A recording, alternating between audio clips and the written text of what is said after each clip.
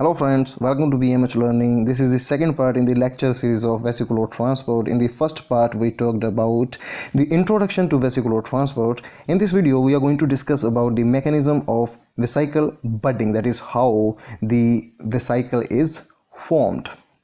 If you haven't watched the first part, I recommend you to go through that first, then come here. So, the most important protein or the regulatory protein of this mechanism is the SAR1. So this SAR1 has two properties.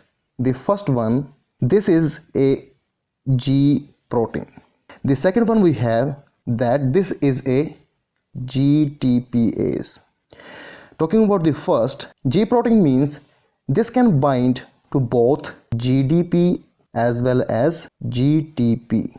So if it is binding to GDP, this would be inactive, and if it is binding to GTP, it would be active. The second property GTPase, this means the bound GTP would be hydrolyzed to GDP by its intrinsic GTPase activity. Then the second protein we have here is the Sec12 in blue color. This is the Guanine nucleotide exchange factor. This helps the SAR1 protein to exchange GTP for GDP. Okay, so the first step we are going to discuss is the SAR1 membrane binding and the GTP exchange. Initially, the SAR1 protein is bound to GDP. Okay, the Sec12, which is the Guanine nucleotide exchange factor, catalyze the exchange of GTP for GDP. So GTP is gone and GTP is bound to SAR1 protein. The binding of the GTP to the SAR1 makes a conformational change in the SAR1 protein that exposes the hydrophobic N-terminus of this SAR1 protein. After this hydrophobic N-terminus is exposed, this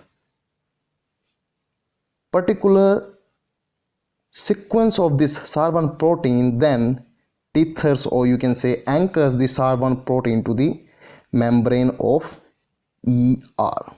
So the second step we have is the coat assembly. Now the coat proteins would come into play and paint themselves around the budding vesicle. In this video, I have used COP2 proteins, and specifically they are Sec23 and Sec24. Okay, so the SAR1 protein has bound. You can see here it's not only one, there are so many. Okay, now these SAR1 proteins, when they are bound to the ER membrane, they act as binding sites for COP2 proteins, Sec23 and Sec24. So in this way, the coat proteins, they assemble themselves around the forming bud. So the third step we have is the Gtp hydrolysis.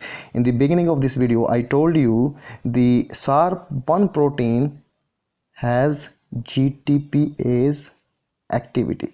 That means it can hydrolyze the bound GTP to GDP. Okay, this is happening here. The phosphate is being released. Okay, if it happens, what would be the result? The hydrophobic N-terminal sequence, which was exposed due to the binding of the GTP to the SAR1, will not be found in the ER because the SAR1 is bound to the GDP now. This change in the conformation of the SAR1 means the SAR1 protein is not found on the ER membrane anymore.